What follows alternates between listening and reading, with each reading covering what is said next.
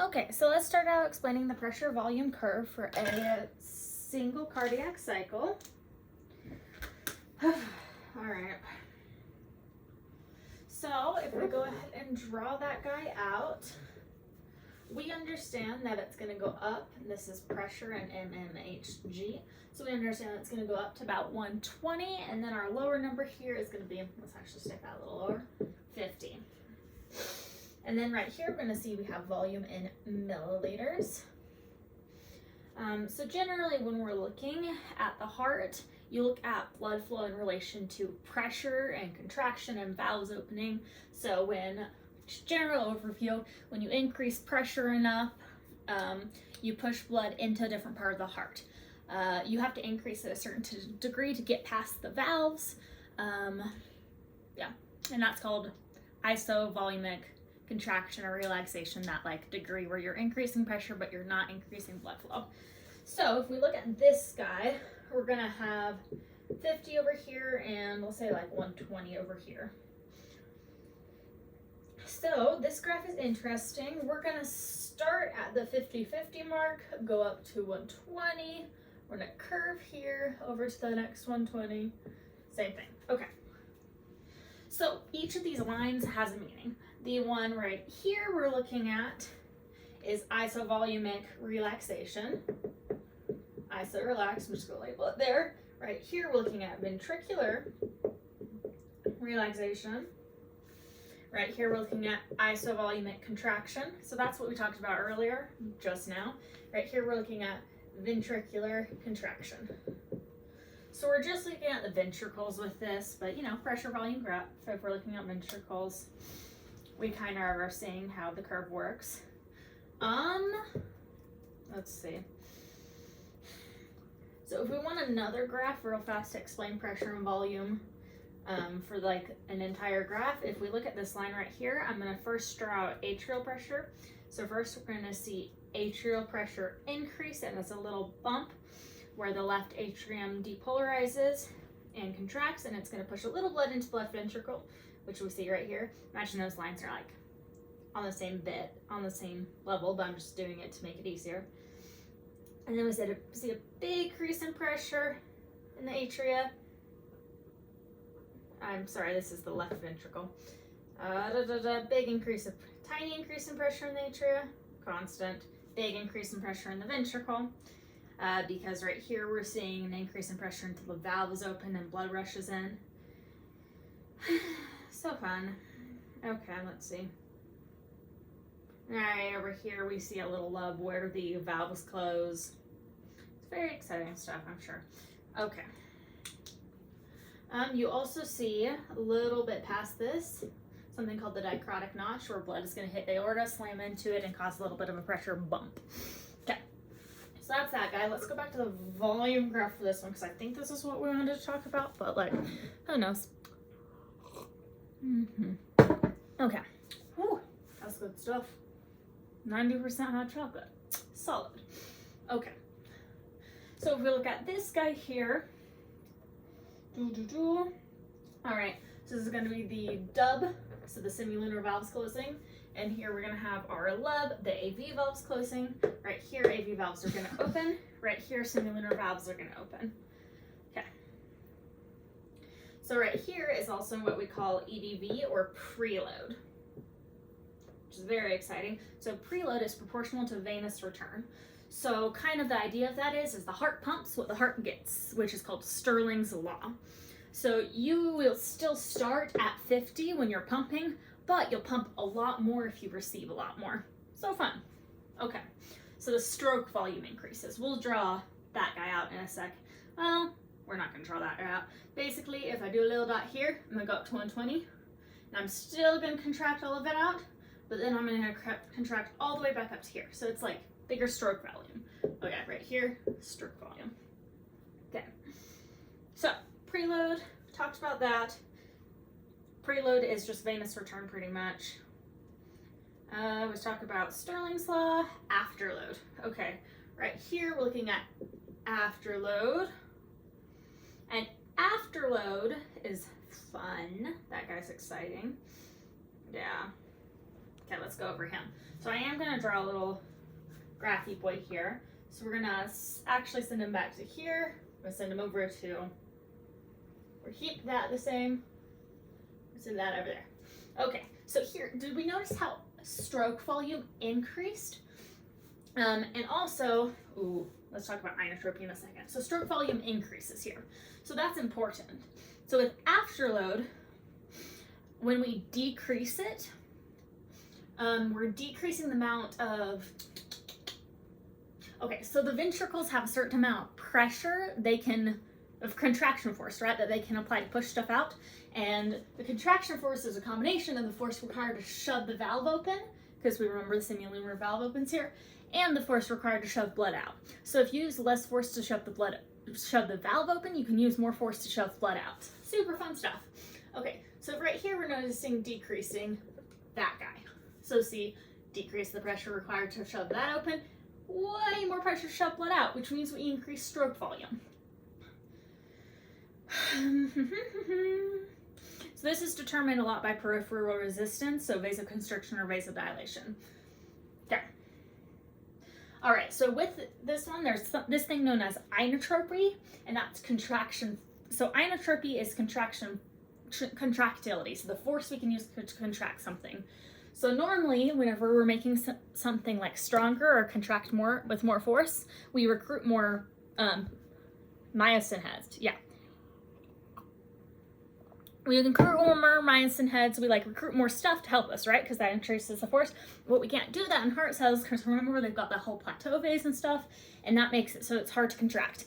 I mean, to recruit more stuff, because you just can't recruit more stuff, so it's impossible. So what we do actually is we shorten it more. So that sarcomere goes rather than rather than going to here, it goes. So with inotropy, we're increasing calcium because that increases the contractility. So right here with our normal guy, so let's say we started it right here, and we're gonna go up to there. Then right here, we're gonna start right here and go up to there. So imagine that's a straight line because I'm a bad artist. So it's pressure over volume. So inotropy, or the inotropic line, is what's known as elastance, or the slope steepness. That's gonna give us pressure over volume. And it's gonna show calcium in the ventricle. So if we have a steeper line, we have more calcium. So we'll notice here that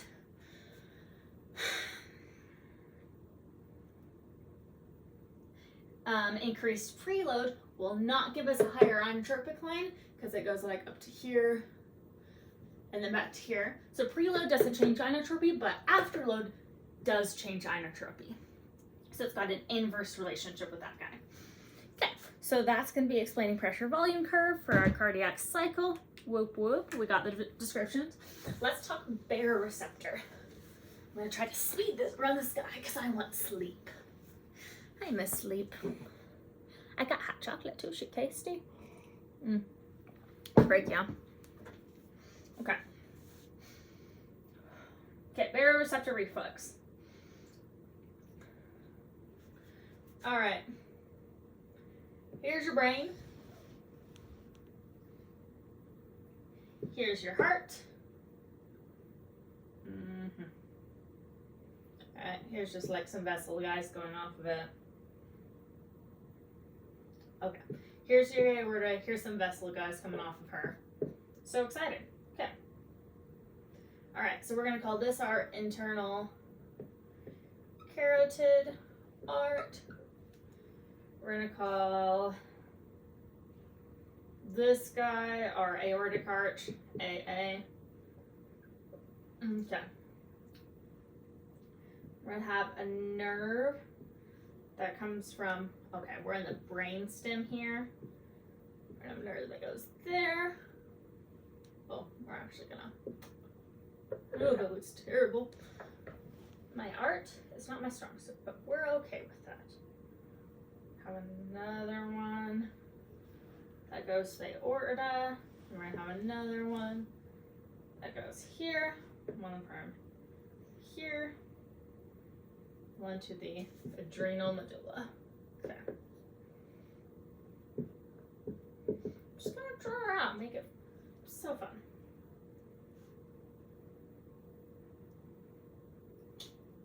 Okay. Okay, so baroreceptors are super exciting. Basically what they do is you have these things in the heart called baroreceptors, and they are baro for pressure, so they're pressure detectors.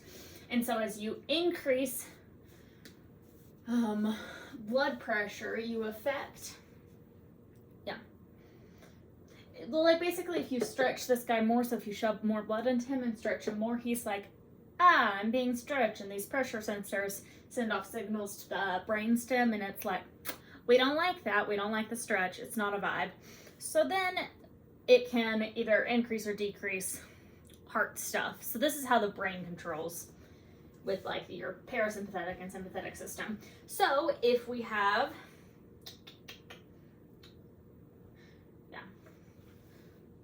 okay. Oh yeah, so it also has to do with like preload and how much blood you have that's being pumped through the heart. So if you like are standing up, then your heart rate will increase, and that's because your like blood, it's because your blood goes places and it's like, whoa, gravity. So it pulls blood away from the heart. Okay, so first off, if we have little stretchy boys, there are the PNS system and the ANS controls it. So we have cranial nerve IX, the glossopharyngeal nerve up here. That's going to be that guy. And then we have the vagus nerve for more afferent control. Okay, there we go. All right, so first thing, you got your stimulus. So your baroreceptors are like, sup, what's up? And they're in either your carotid sinus or your aortic arch. So if it's in the carotid sinus, it sends stuff off through an afferent pathway. So you have your cranial nerve IX, which is your glossopharyngeal nerve, which then comes to the medulla cardiovascular centers. For this guy, you have your cranial nerve X, and that's in the aortic arch, and it goes over same place. Okay, and so this sends stuff back through a couple different pathways, but both lead to here. So if we're looking at this guy, we send stuff back through cranial nerve X, or the vagus nerve.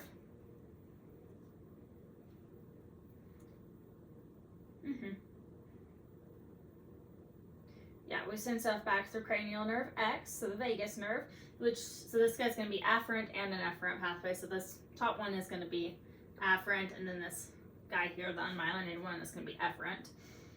So we send him back over, so we send him back through that guy. And so, and then the other one we're going to see is like a couple different sympathetic fibers, which will go two places, the adrenal medulla and then back to the aortic arch. Those sympathetic fibers will release epi, which will kill that. Well, not kill it, it'll, affect. It'll change venous return. Yeah, so fun. Yeah. So the purpose of these guys, the medulla, is it controls heart rate, strength, contraction, and diameter of systemic arteries. So yeah, this guy will deal with the diameter too. Yeah, so those are the effector organs. So that's kind of how that pathway works. So exciting. What's my next boy? MAP. Okay. MAP is main arterial pressure, and we're basically just looking at a series of equations with that. So first up, we kind of want to understand it. I could draw a little graph at super quick. Pressure over, so we're just say aorta, arteries, arterioles. So it just keeps going down, so capillaries and veins and stuff.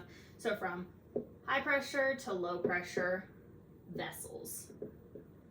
Okay, so we'll see a little whoop, whoop, whoop, whoop, whoop, whoop, whoop.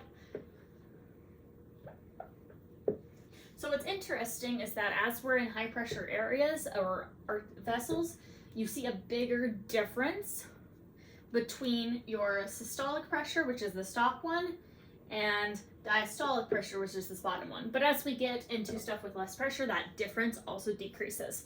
So the mean arterial pressure is this line that runs the difference. So there are a couple formulas to look at for that. MAP equals CO times H times PR. And then when we can solve for that one with CO equals HR times SV. So this is heart rate, stroke volume, peripheral resistance, cardiac output, and main arterial pressure.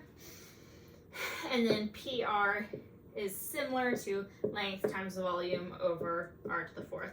So what we notice with this is if we change radius, we have a real big change on peripheral resistance, which is fun because that's what the body controls with its arterial and vessel control. Oh yeah. Length, viscosity, by the way. Okay, so that's main arterial pressure. Let's move on. Sweet, I think I'm gonna finish in like 20 minutes this time. That is unheard of for me. You'll have a fun time skipping through this video, whoever's grading it. Less time, love that for us. Okay, let's run through fluids. Okay. All right, I'm just gonna draw a line, and this guy is gonna be my interstitial space, so IS. This is gonna be my arterial end. This is gonna be my venous end. Okay. We're just gonna do a little line that'll divide those two. Okay. Here's our lymph boys. All right, so let's look at net filtration. So net filtration is a combination of a couple different things. We'll notice that net filtration leaves an arterial end and enters on the venous end. So you're not actually going to take the entire volume that you kick out back in here, but that's okay because the lymph vessels or whatever will just kind of like pick stuff up. So they'll pick up like extra water most of the time, so that's fine. Like the normal amounts, not crazy amounts. Okay. So this is going to be net hydro. This is going to be net osmotic. So we're going to do the same thing over here. Net hydro. Net osmotic. And then we have little pressures that make those up.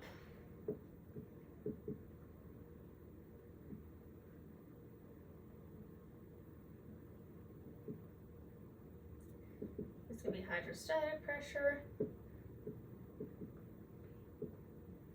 COP, ICOP, 8, 28. All right, this is 10. That's going to be HP, 10 leaving.